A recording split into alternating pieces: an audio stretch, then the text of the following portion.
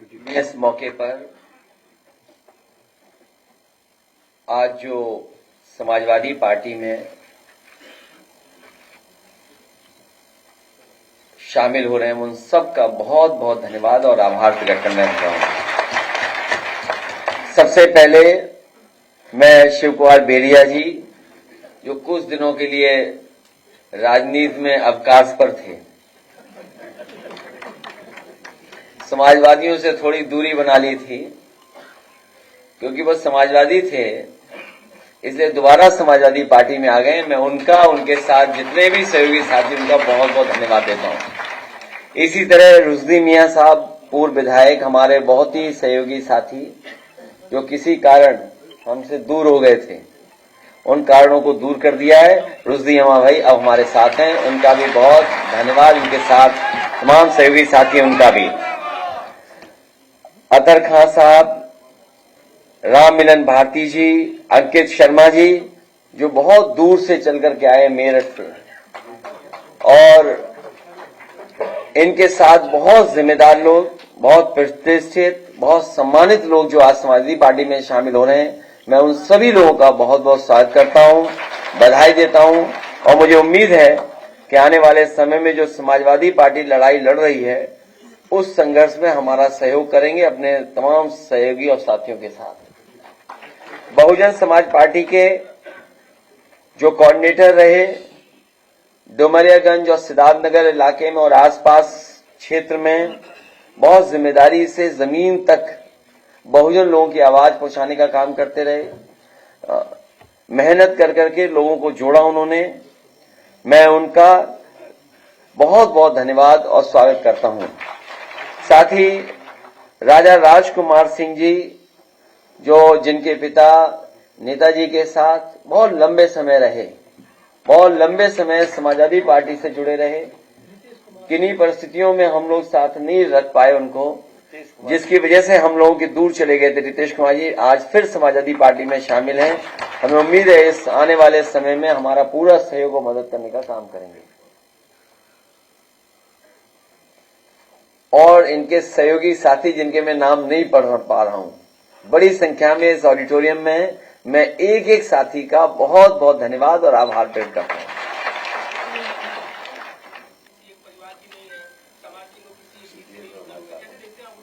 ये सब मैंने जब आपके ही साथियों ने मुझसे सवाल पूछा था, ये बहुत पुरानी ट्रिक है और बीजेपी होशियार है। बीजेपी और बीजेपी के जो थिंक टैंक बड़ा होशियार है, कब कौन सी चाल चलनी है, कब ढाई चाल चलनी है, कब प्यादा चलना है। लेकिन हमारे पास बहुत सारे वजीर हैं, आप इनको पहचानते हैं?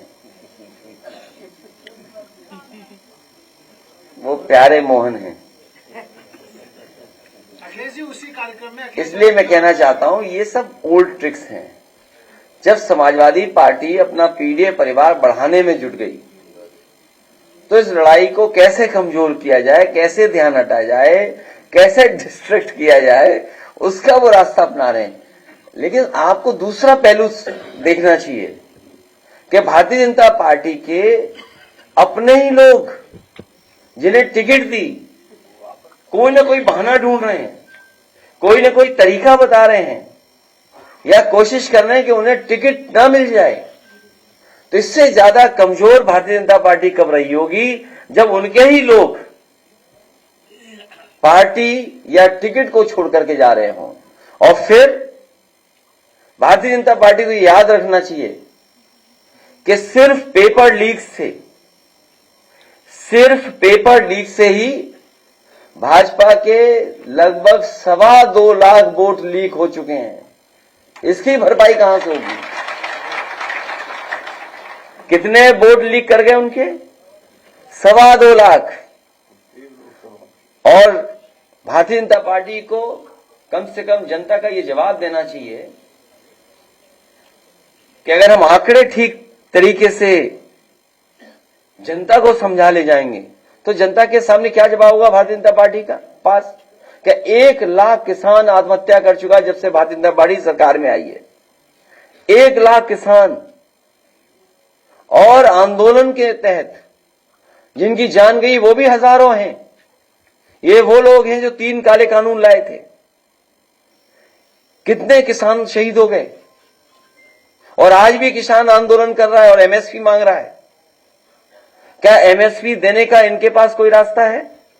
और रास्ता भी कैसे बनेगा जब उधार पैसा बढ़ गया हो, देश के ऊपर कर्ज बढ़ गया हो, जिस सरकार ने नोटबंदी की हो और उसके बाद कर्ज बढ़ा हो, और फिर 15 लाख करोड़ से ज्यादा किसान का कर्ज माफ नहीं किया, बड़े बड़े उद्योगपतियों का कर्ज माफ किया।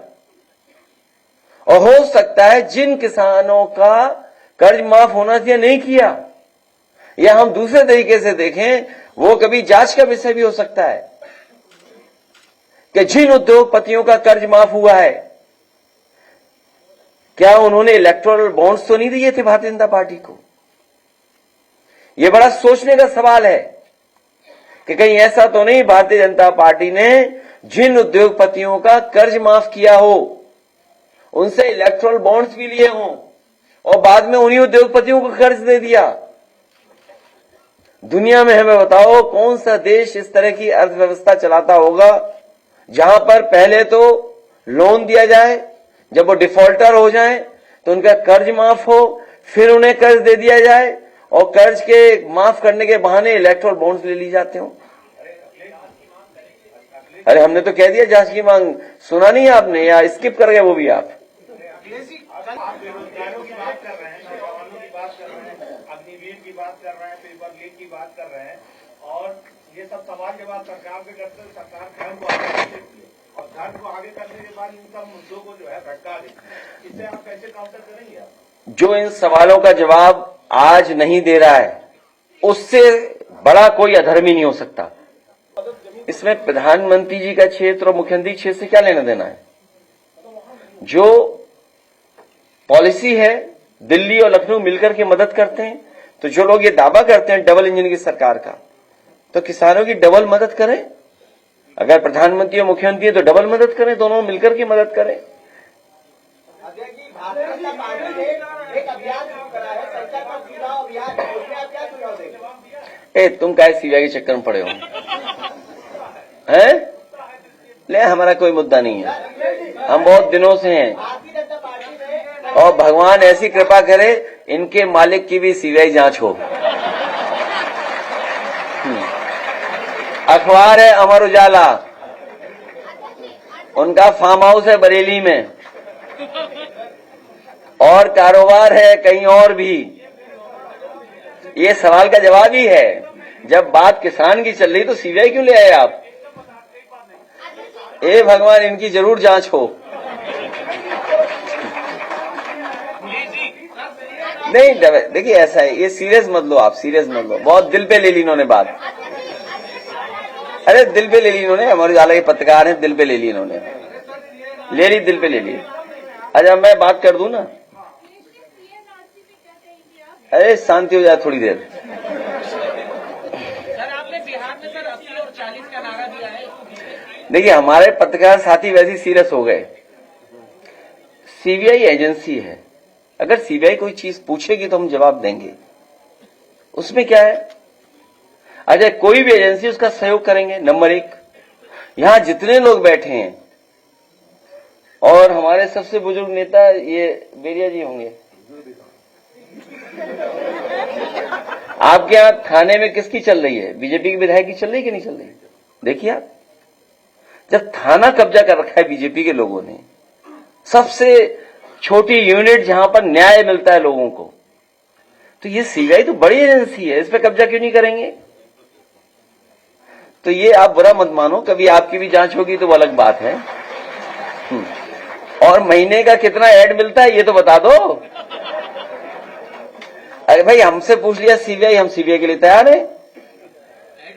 अच्छा आप अपना बताओ, महीने का ऐड कितना मिलता है?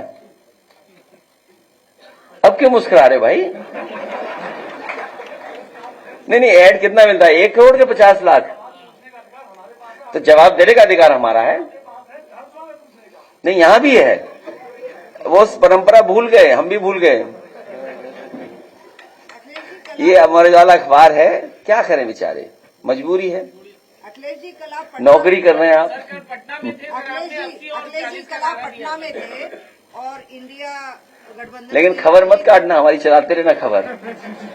इंडिया गठबंधन की रैली में थे, तो यूपी में ये इंडिया गठबंधन की रैली अधिसूचना जारी होने से पहले क्या होने जा रही है या उसके बाद? चुनाव में रैलियां होंगी और कोशिश करेंगे जो गठबंधन के वरिष्ठ नेता उनको जगह जगह उनके साथ रैलियों में हम लोग शामिल हों और 80-40 ही भविष्य तय करेगा। 40 बिहार, 80 यूपी।